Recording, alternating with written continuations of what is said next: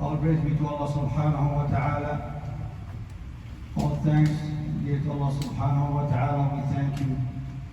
I bear witness that there is no God worthy of worship but Allah subhanahu wa ta'ala without any partners or associates.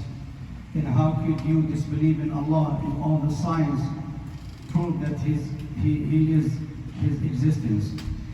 And I also bear witness that Muhammad sallallahu alaihi wasallam is His prophet and messenger. We send our greetings and salutation about his family, his companions, and those that followed in his footsteps. And for Allah subhanahu wa ta'ala, brothers, can we move to the left, please, towards the window?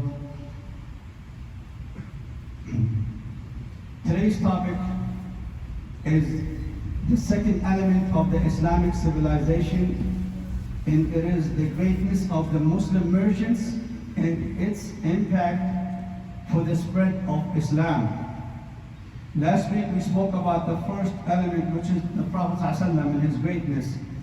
And today we will talk about the merchants and how Islam entered the biggest countries that we know today just because of these merchants' characters and morals, and how they possess the Islamic teachings and they carry it in themselves first. And then others see how Islam merchants are so honest, and they just came into Islam just like that. So military conquest was not the only way for the spread of Islam around the world.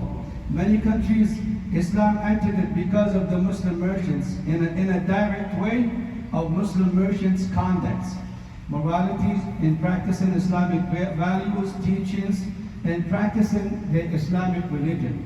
Trust, honesty, in the way Islam was portrayed by these Muslim merchants was the reason and the only reasons these countries embraced and entered Islam. Like we see today, Indonesia, Malaysia, China, India, Pakistan, Afghanistan, some Russian republics before, and some Central African countries and other African countries entered Islam because of the way these merchants carried themselves with honesty, integrity, and the values of Islam.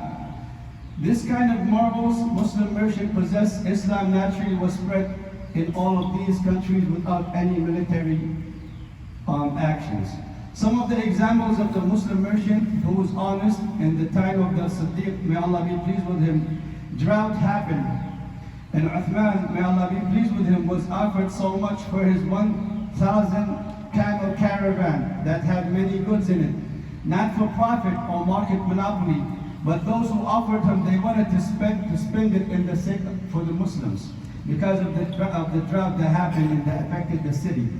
In today's time, if anything happens or a disaster happens, other countries will come to the aid. But in their time, drought was a problem. So even though Uthman, may Allah be pleased with him, was offered, as the Shaykh said, up to 5 times the fold of the Prophet he can get for his caravan, he himself indeed spent this caravan, 1,000 camels, and for the sake to help the Muslims during this drought. And he profited way more in the sight of Allah subhanahu wa ta'ala. Also another example is Imam Abu Hanifa, the fourth school. May Allah have mercy on him. His dad was rich, and so he was a garment merchant. So was Abu Hanifa. And this kind of trade, Abu Hanifa experienced, and he know the different kind of merchants in his field. And that made him known to be the most trusted merchant. And also, they know he was possessing the best of morals. And his trustworthy had many different forms and a big impact on those who know him. And a lady one time came to him with a silk dress and she offered to sell it. And he said, because she asked 100, he said, this one costs more. And he kept raising the price to the point that the lady thought he was mocking her. And he said, then go and sell it to another merchant or another man who bought it for $500. So he know his Lord, and he know he will be held accountable. And this is the honesty in the merchant. When somebody comes to you, you don't deceive them or cheat them for their goods. And he know that the wealth was in his hand, and he can control it. It wasn't in his heart that can control him. So all the Prophet Abu Hanifa used to have, he used it for the scholars to gain knowledge, and for the poor, and for those who are needy. And he would say, spend, only I will give you what Allah has given me. And only if the Muslim merchants follow the way of Abu Hanifa today, we will not have any poor Muslims anywhere in the world. And he invented a workshop, and he commanded the workers not to negotiate the prices so the people and those who come and buy. And one time his son displayed some garments for sale, and then he said, take it and put it for donations because of what his sons did. So this is the honesty of the Muslim merchant.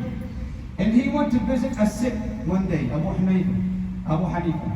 And the people that went with him, they was waiting for them to open the door, so they went under the shade of the house, waiting.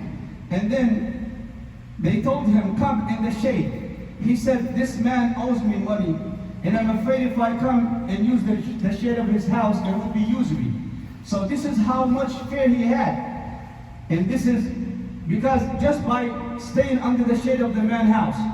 And this is how a Muslim merchant should be. Fearing Allah subhanahu wa ta'ala for the smallest thing. Another example of a Muslim merchant was Muhammad ibn al-Munkadir.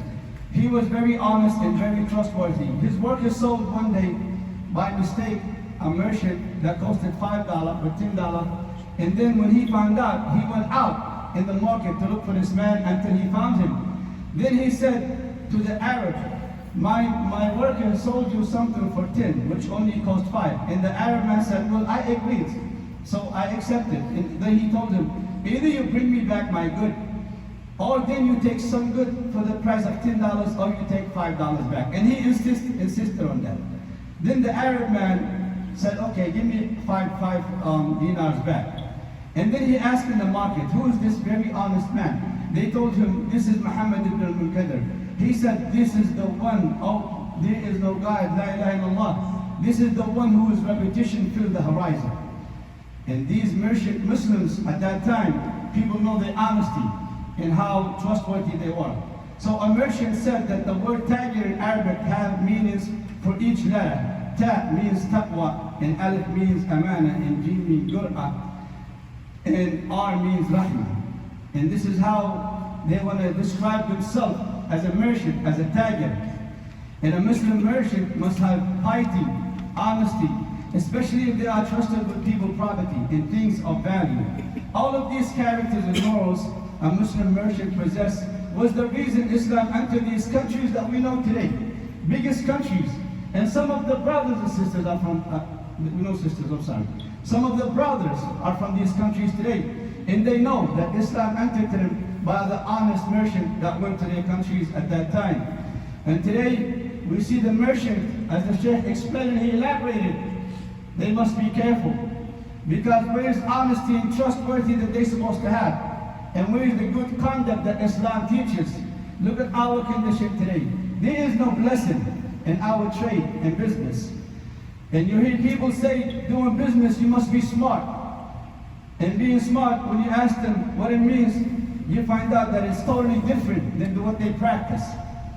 Being smart is far from Islamic rulings, and neither do they follow the laws of the Islamic rulings or the laws of the country they're in. Being smart to them is bribery, corruption, deceit, and cheating, and anything that corrupt the community and the families and break them apart, whether they know it or they don't.